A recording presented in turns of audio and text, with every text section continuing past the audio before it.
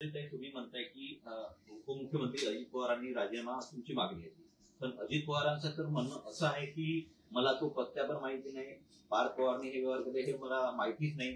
मग याच्यामध्ये आका कोण आहे? तर कदाचित आता अजित पवारांना अशी अनेक उत्तरं द्यायला लागतील, कारण याच्या पुढे मी पार्थ पवारांच्या सगळ्या कंपनीज, सुनेत्रा पवारांच्या सगळ्या कंपनीज, अजित पवारांनी स्थापन केलेल्या सगळ्या कंपनीज, आता त्याच्यात कोण कोण आहेत, त्याच्यात किती जमिनी आहेत, या सगळ्याचेच खुलासे करणार आहे. त्यामुळे आता अजित पवारांनी असलं बोलणं बंद केलं पाहिजे.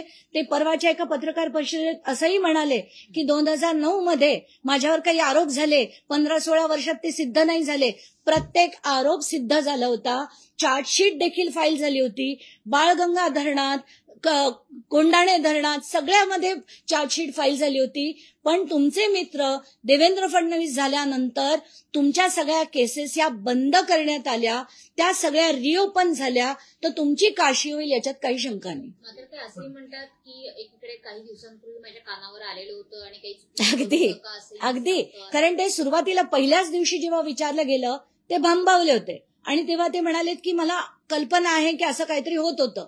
पण दुसऱ्या दिवशी मला वाटतं फडणवीसांनी त्यांना पट्टी पडवली असेल आणि त्यानंतर त्यांची भाषा बदलली. मग म्हणतात मला माहीतच नव्हतं, मी तर सकाळी 6 ते रात्री 8 पर्यंत काम करत असतो. म्हणूनच तुमचा मुलगा काय करतो आणि 300 कोटी ही अजित पवारांसाठी जसं मी म्हटलं चिल्लर रक्कम आहे. कारण जो 72,000 कोटीचा स्कॅम पचवतो त्यांच्यासाठी 300 कोटी ही चिल्लर रक्कम आहे.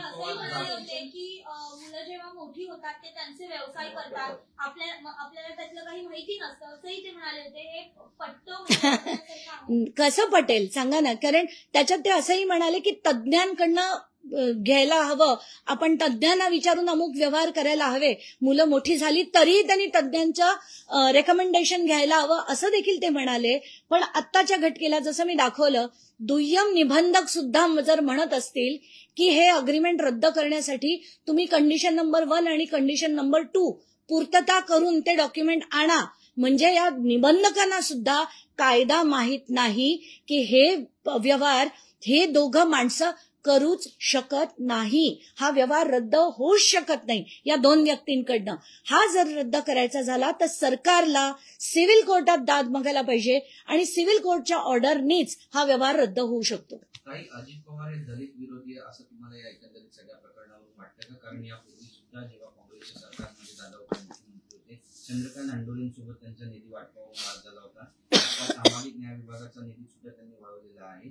महारत्नाची जमीन हडपण्याचा प्रयत्न आहे, कसं पाहताय? मला असं वाटतं की जो माणूस स्कॅमवर स्कॅम करतो आणि तरी पण बिनधास्तपणे म्हणतो, म्हणजे त्यांनी सिंचन घोटाळा तर अख्ख्या महाराष्ट्राने त्याचा कीस फाडलेला बघितला, महाराष्ट्र स्टेट कोऑपरेटिव्ह बँकचा घोटाळा बघितला, सगळे साखर कारखाने कसे सगळे घशात घातले 5-5, 6-6 ते सगळे बघितले, जरांदेशवर ईडीची इन्क्वायरी चालली होती ती बघितली. ते ही माणसं ना, यांना फक्त पैसा पैसा आणि पैसा लागतो. मग तो कुठूनही यावा, कोणाकडनंही यावा, तो महार असो, कोणी खालच्या म्हणजे बाकीच्या याच्यातले असो, जातीतले असो, कुठल्याही जातीतले असो, धर्मातले असो, त्यांना कशालाचाही फरक पडत नाही. त्यांना फक्त दिसतो तो भ्रष्टाचार आणि पैसा आणि सत्ता. एकीकडे बावनकुळे असं म्हणतात की मला याच्याबद्दल काही माहित नाही, अजित दादा म्हणतात की मलाही कल्पना नाही. नाका घालून या सगळ्या गोष्टी चालल्या की त्यांचेही हात तिथे असतील. नाही, आता बावनकुळेंना या सगळ्या गोष्टी माहित नाही.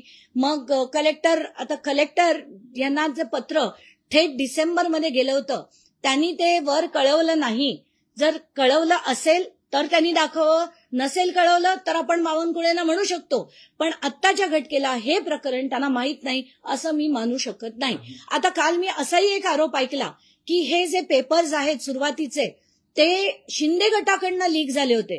कारण शिंदेना काही मुख्यमंत्री पद हवं होतं म्हणून शिंदेकडनं लीक झाले.